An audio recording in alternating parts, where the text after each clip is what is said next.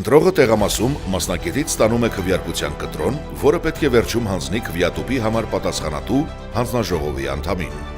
Եթե ընտրողը կորցնի քվեարկության կտրոնը, ապա չի կարող իր քվեաթերթիկը գցել քվեատուփի մեջ։ Քվեարկությանը մասնակցող յուրաքանչյուր քաղաքացի տեղամասում ստանում է գրանցված յուրաքանչյուր կուսակցության եւ կուսակցությունների դաշինքի համար առանձին տպագրված մեկական քվեաթերթիկ եւ մեկ քվեարկության ծրար։ Քաղաքացին չի կարող հրաժարվել բոլոր քվեաթերթիկները ստանալուց։ Քաղաքացին իր ընտրությունը կատարում է գաղտնի, քվեարկության խցիկում իր նախընտրած կուսակցության կամ կուսակցությունների դաշինքի քվեաթերթիկը առանց ծալելու դնելով քվեարկության ծրարի մեջ։